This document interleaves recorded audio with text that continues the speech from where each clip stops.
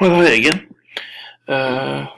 Let me continue where I have left, where I was describing what will happen if the non-market labor market income increases. As I said before, actually, it was not that much to talk about here, but let me tell it that. Let me still talk a little bit about that.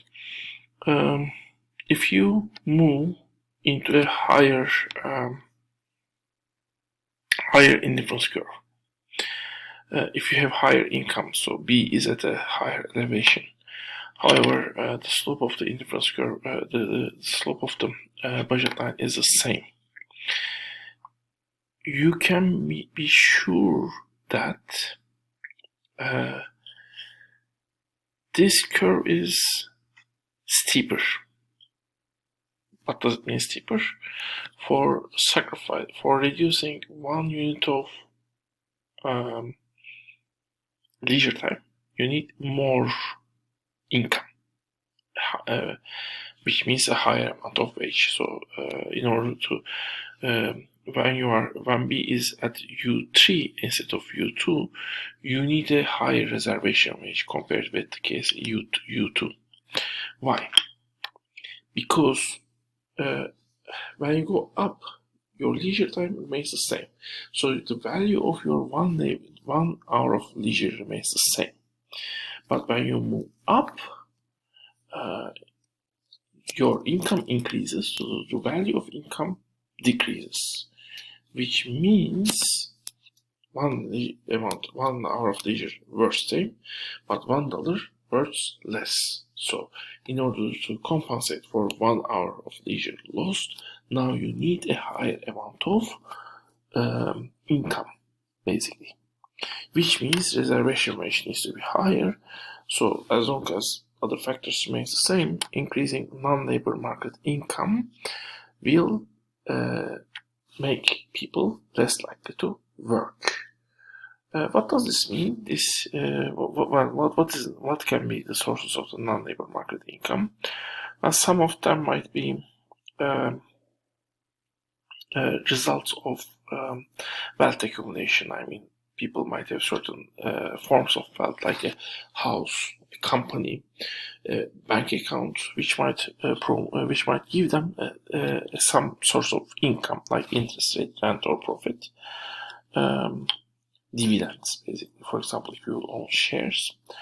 Alternatively, the income might also come from the state, like retirement payments, unemployment benefits, or maybe, I don't know, some support for the women, or support for young people for their education. So these are potential sources of the non-labor market income. So this is pretty much our model at this point, although we will explore it further in the next week. Now, let me mention two factors that are lacking in the model. One is potential time our individual might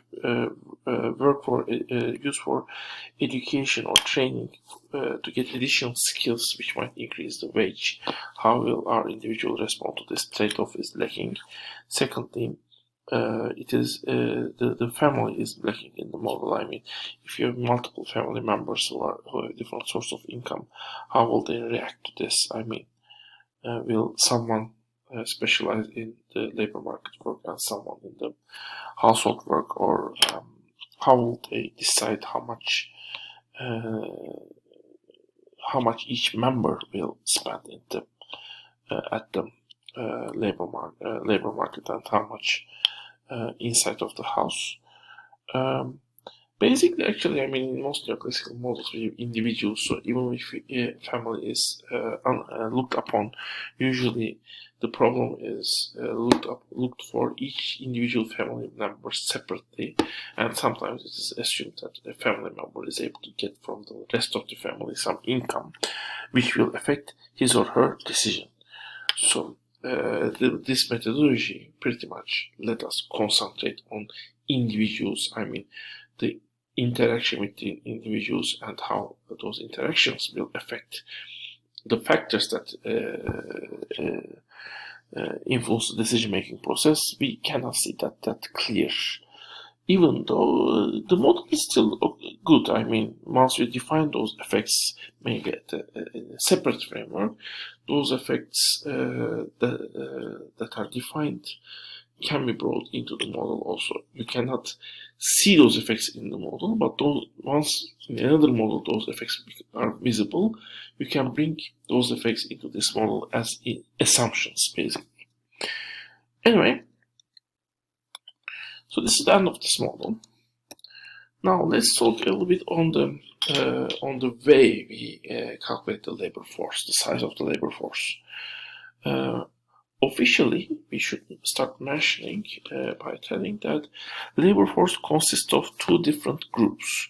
One is the employed people, the people who actually have jobs. The other one is the unemployed people. So officially, in official statistics now, Marx counts reserve army, the unemployed people, part of the reserve army of labor. Kind of actually, he also attaches it to the labor force, but as a reserve labor force. But when current statistical agencies, they count unemployed people as part of the labor force itself. So if you are not working, but looking for a job, you are willing to work, so you are considered as part of the labor force. So any population consists of three different groups. Employed people, unemployed people, and people outside of the labor force. And employed, unemployed people are brought together in a larger group. So, if a person is considered to be working, employed, however, that's the point where we should be careful, that person should work at a paid job. So, volunteers are not considered as working, and people who are working, for example, farmers who plant their own crops and then eat what they plant, they are considered not working, even though in some cases this part is corrected. But usually that's why in the agricultural area, more people are seen as out of the labor force. Even these corrections might be not right. So someone should be working at a paid job or willing to work at a paid job, basically. But even if that person is working for only 1 hour per week, that person is considered employed, not unemployed. So partially employed people are considered as part of the employed people. This is sometimes the way unemployed model is criticized, but also this imperfection is sometimes corrected with the larger tables where you can also see the partially employed people in addition to the unemployed people.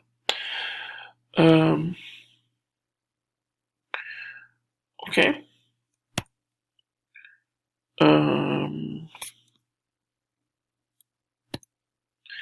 These are the traditional groups that are outside of the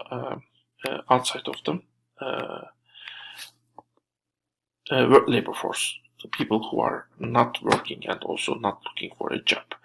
Volunteers, retired people, old people, basically, people above a certain age usually. They might stop working and basically making use of the income they already have. Men and women who work at home, you have a family, one member might work at home, other member might basically work for a paid job. Soldiers and prisoners, of course, they are not at least always paid workers. People in the college, they might do some secondary job in that case if they are employed, but in some other cases, state or family, their family might support them. In that case, they are considered non-working people. And whether or not people in the college should work is another actual main question, sometimes which is discussed. Discouraged workers are the third group, are the last group, which is also subject of a discussion. Discouraged workers are considered as the people who would work if they can find a job, but they are not looking for a job because they believe they are not able to find a job. Which might pay them, they think there are some jobs existing, which might pay them above their reservation wage, but they think they don't have the ability to find that job. The job search process is too impossible for them. How this can happen, we will see it in the job search chapter of this course. But whether they are really existing or whether is a discussion within the economics. Some economists think that actually discouraged workers might just not like the wage they at which the wage of the jobs they have found in early, especially early 20th century economics. Even today, some of them think that way. But labor economics also has some explanations why actually discouraged workers may be actually potentially there might in fact existing some jobs they might be working in, but basically, just like they claim, job search process for them might be too difficult. It might take too long for them to find that job. And whether they should be included in the unemployed group, not group that's outside of the labor force, but unemployed group, is another discussion. And some statistical agencies try to estimate the number of discouraged workers that included to them labor market reports. Where you can see unemployed people. You can also see the percentage of discouraged workers as it is calculated by that agency. Okay. Now, labor force participation in the COVID case. Well, as I said before, I believe part of the labor force stay at home, part of the labor force is temporarily out of the labor force and work with the internet. Part of the labor force is temporarily out of the labor force, at least unofficially. Part of the labor force is still working. Well, usually at lockdowns or when, even if it's not official lockdown, but state prefers people to stay at home. State encourage people to stay at home with their own incentive. Of course, here the will of the people not to spread the virus, this is also effective. The social concerns. So social concerns might affect the preferences. From the income you have, you might have less utility because you know that working is harming also the society. If that's the case, in that case, your preferences might change and your reservation wage might increase in order to overcome that disutility of harming the society. Now you might need a higher wage. In some cases, no wage might be enough for you. But that also depends on your non-labor market income, the income you can get from your wealth, accumulated wealth, basically. If you are starving, or your children are starving especially, in that case, even though you feel this utility for harming society, you might have no choice but to work and get some income for your children, basically. So in order to encourage people, some countries with relatively higher level of income and the countries which are able to do that compensate workers, at least at certain critical times, so that they stay at home and don't go to work. But then you have essential workers you need to be there so that society doesn't break down, like grocery workers or the utility workers who get your electricity, or the medical workers, of course. How would you encourage them? Well, one way to encourage them to work might be, you can not include the incentives, the payments you make to them, the other workers, or non-essential to the essential workers. But that's something that will be unfair because they are putting their life in danger. And the fact that they care for society might be the reason why they are working also. That might also change their utility curves and decrease their reservation wage, even though their job is more risky now. So at this risky situation, because they care for society, if they were a person just caring for themselves, the reservation rate should increase actually, because they are able to they may catch the virus, but because they care for society, this might create a counter effect and decrease the reservation wage. But in order to increase their incentive to work, the state might actually pay them a premium for the risks they take by continuing to work in the essential jobs. Anyway, This is labor force participation at COVID time. See you in the next part of this